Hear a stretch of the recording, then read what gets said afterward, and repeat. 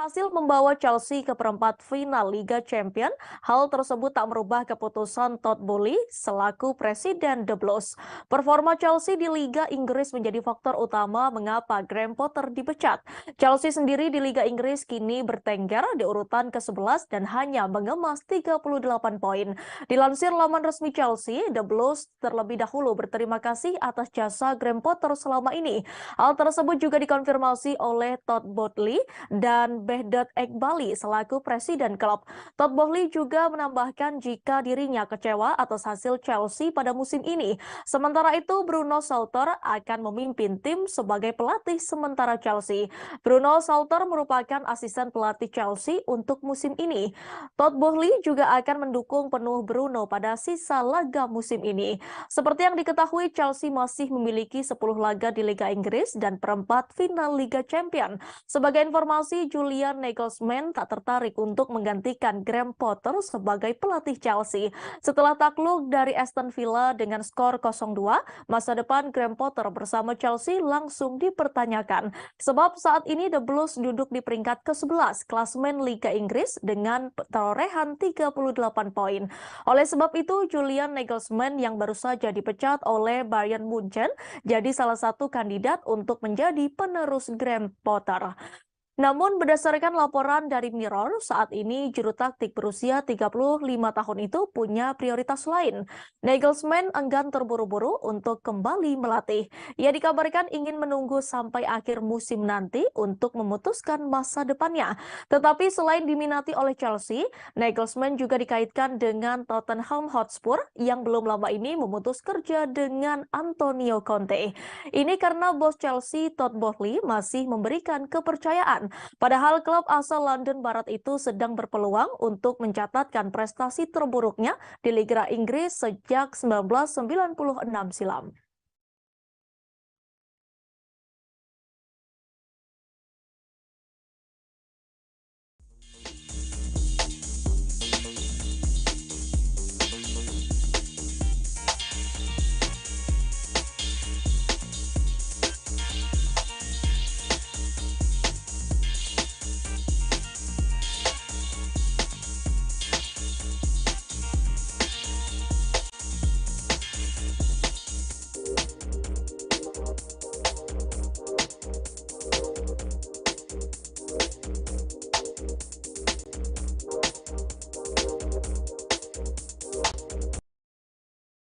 Shopee Big Ramadan Sale 44 Midnight Sale 4-6 April. Setiap jam 12 malam.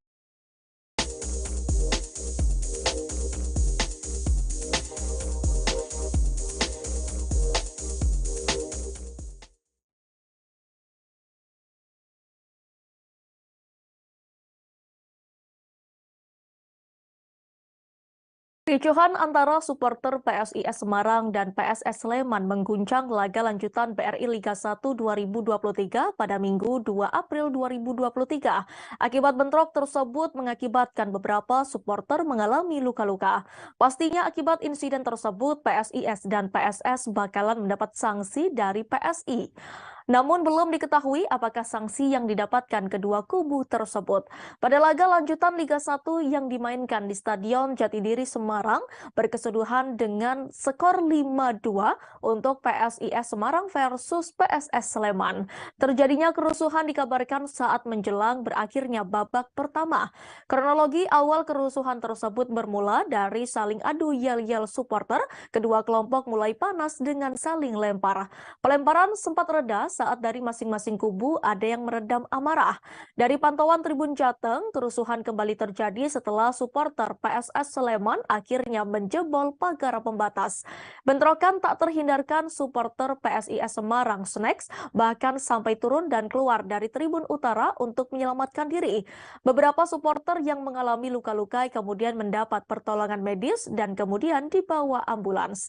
Akibat kerusuhan itu, babak kedua sempat mundur dari waktu yang seharusnya.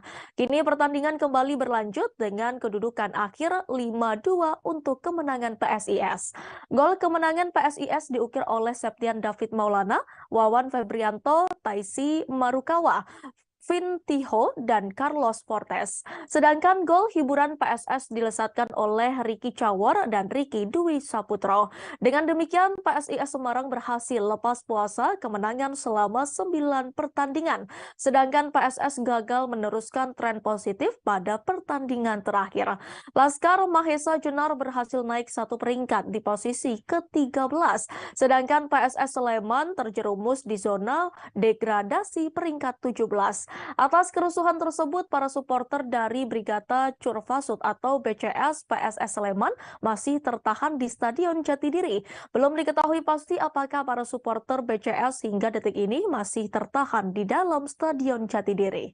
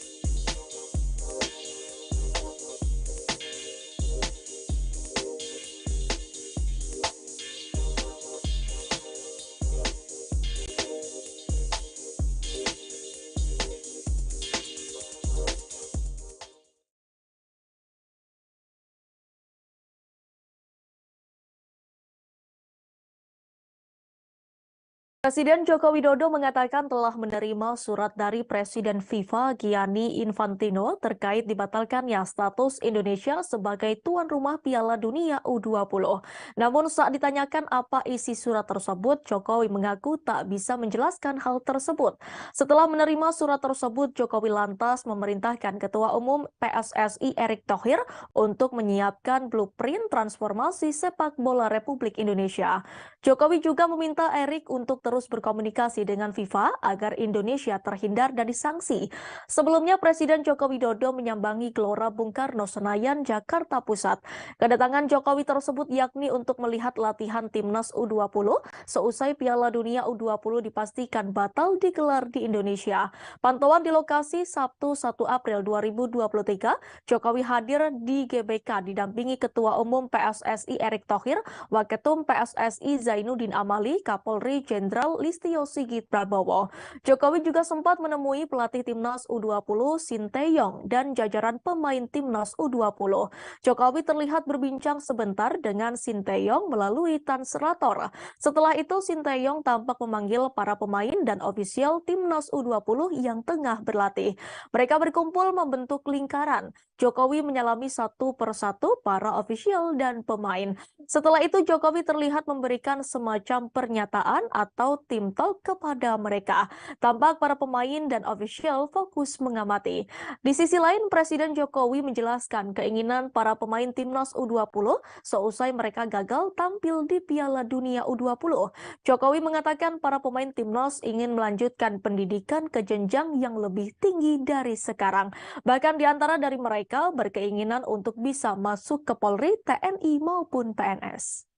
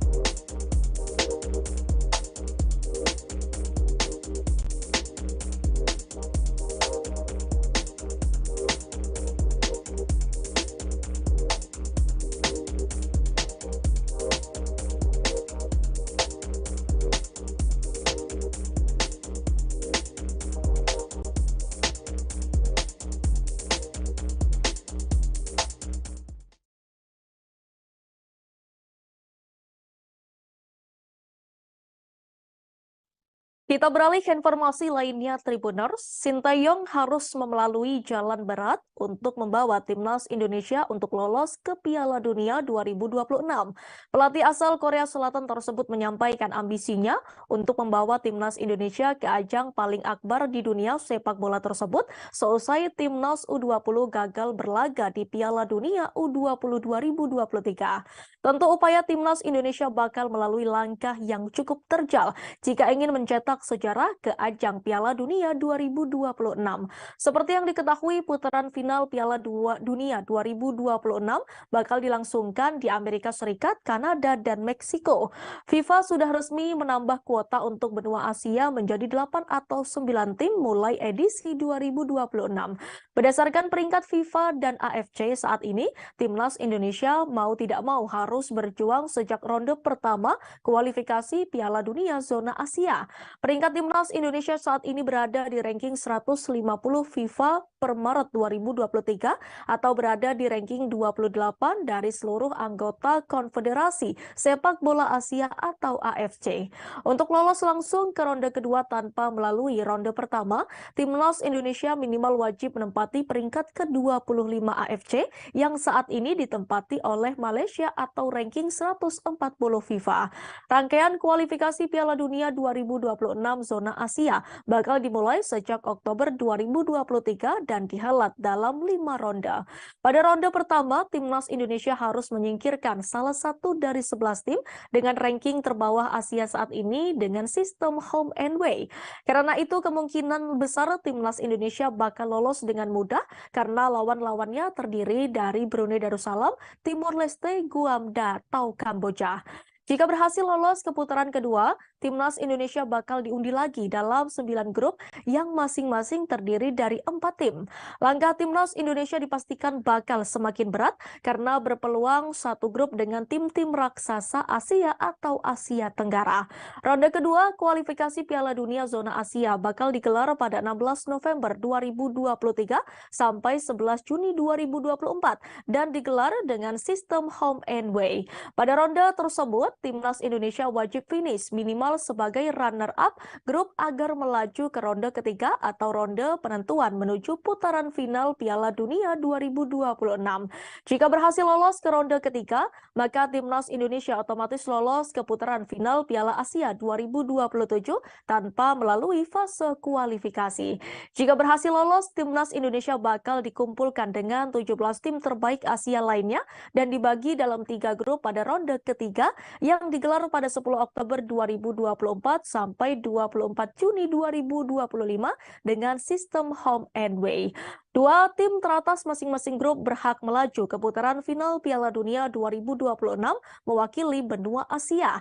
Sementara itu, dua tim di peringkat ketiga dan keempat harus bertarung lagi di ronde keempat yang dibagi jadi 2 grup untuk menentukan tim terbaik di masing-masing grup yang berhak lolos otomatis ke putaran final Piala Dunia 2026. Ronde keempat ini akan digelar pada September 2025. Jika timnas Indonesia keluar sebagai runner-up, grup dalam putaran keempat ini bisa dipastikan langkah timnas Indonesia untuk lolos semakin sulit. Pasalnya, tim runner-up grup harus kembali bertarung di play-off antar benua untuk menentukan slot terakhir yang akan digelar pada Oktober 2025. Setelah itu, pemenang akan menghadapi tim peringkat ke-6 dari kualifikasi zona Amerika Latin atau CONMEBOL untuk mengamankan tiket lolos ke Piala Dunia 2026.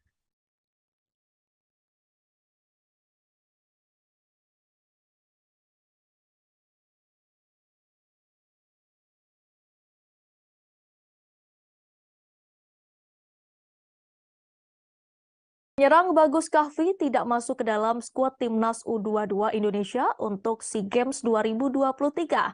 Pelatih timnas U22 Indonesia Indra Syafri angkat bicara soal alasan dirinya tidak memasukkan nama Bagus Kahvi yang merumput di Eropa. Seperti diketahui, timnas U22 Indonesia bakal berlaga di SEA Games 2023 pada akhir bulan ini, tepatnya pada 29 April. Guna memantapkan persiapan, Indra Syafri telah memanggil 36 pemain untuk mengikuti pemusatan latihan atau TC. TC timnas U22 Indonesia tersebut dimulai pada Sabtu 1 April 2023 dan berlangsung hingga akhir April di Jakarta. Dari 36 nama yang dipanggil ke TC, tidak ada satupun pemain yang saat ini berkarir di luar negeri atau abroad. Kendati demikian, Indra sebelumnya sudah memasukkan 2 pemain abroad dalam daftar awal skuadnya untuk SEA Games. Kedua pemain tersebut adalah Pratama Arhan dari Tokyo, Verdi, dan Elkan Bagot yang melawan Cheltenham. Selain kedua pemain tersebut, masih ada satu nama lagi yang juga bermain di luar negeri, yaitu Bagus Kahvi. Pemain berusia 20 tahun itu saat ini memperkuat klub Liga Yunani Asteras Tripolis FC. Akan tetapi nama mantan bomber timnas U19 Indonesia itu tidak dicantumkan dalam skuad SEA Games 2023. Menanggapi hal ini, Indra Syafri pun mengungkapkan alasannya tidak memanggil Bagus ke skuadnya. Indra mengaku keputusan tersebut ia buat setelah melakukan diskusi dengan klub sang pemain Asteras Tripolis FC. Hasilnya ia berpendapat bahwa Bagus lebih baik memanfaatkan kesempatan bermain di klubnya daripada ke SEA Games. Selain TC, Timnas U22 Indonesia juga dijadwalkan akan melakoni laga uji coba internasional dan lokal. Skuad Garuda Muda rencananya akan melakoni 4 laga uji coba, masing-masing melawan Libanon dan Tajikistan. Namun hingga saat ini baru Libanon yang sudah dipastikan akan menjajal kekuatan Timnas U22 Indonesia. SEA Games 2023 bakal digelar di Kamboja pada 5-17 Mei 2023, namun cabang olahraga sepak bola putra sudah dimulai pada 29 April. Adapun pengundian grup bakal digelar pada 5 April di Stadion Nasional Morodok Tekno, Phnom Penh, Kamboja. Cabur sepak bola putra nantinya akan diikuti oleh 10 negara peserta yang dibagi ke dalam 2 grup. Ke-10 negara itu adalah Kamboja, Malaysia, Indonesia, Vietnam, Myanmar, Filipina, Laos, Singapura, Timor Leste, dan Thailand. Pada edisi 2021 lalu, Indonesia harus puas hanya meraih medali perunggu di bawah asuhan Sinteyong.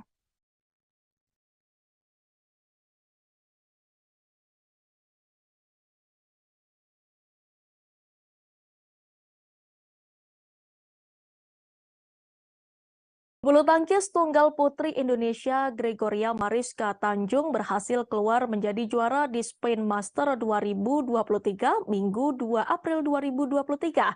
Gregoria keluar menjadi juara setelah memenangi laga final melawan wakil India Pusar Lasindu 2 set langsung dengan skor identik 218-218.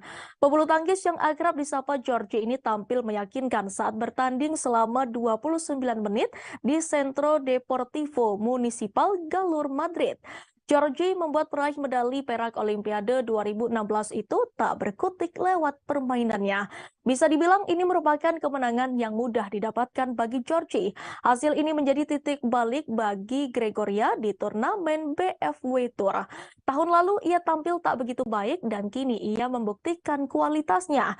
Ini adalah gelar pertamanya di BWF Tour. Ia sempat mencapai final pada Australia Open 2022, namun hanya menjadi runner-up saja. Terakhir kali Gregoria menjadi juara adalah 5 tahun silam pada International Challenge Finish Open 2018. Perlu diketahui di set pertama pertandingan, Gregoria tampil sangat menjanjikan. Pukulan-pukulan shuttlecock cukup akurat dan penempatannya sering membuat Sindu kesulitan untuk mengembalikan. Ia membuka poin keunggulan di awal set pertama dan setelahnya tak pernah bisa disalip Sindu. Di set pertama ini, pebulu tangkis yang akrab disapa Georgie ini tak memberikan peluang bagi Pusar Lasindu untuk melakukan penyerangan. Setelah unggul 11-6 di interval game pertama, laju Georgie semakin menggila. Ia mendapat 6 poin berurutan dan mampu unggul 17-7. Pusar Lasindu sendiri juga banyak melakukan kesalahan di game pertama ini. Banyak keputusan yang ia ambil keliru, beberapa kali shuttlecock yang sebenarnya masuk justru dibiarkan begitu saja. Hal ini menambah kepercayaan diri bagi Georgie. Ia akhirnya mampu menuntaskan game pertama dengan poin 218. Set kedua tak begitu jauh berbeda. Georgie masih tetap menggila dan menunjukkan permainan yang konsisten. Pusar Lasindu tak mampu untuk keluar dari tekanan yang diberikan oleh Gregoria. Ia unggul 11-4 di interval game, kemudian menuntaskan menjadi 218.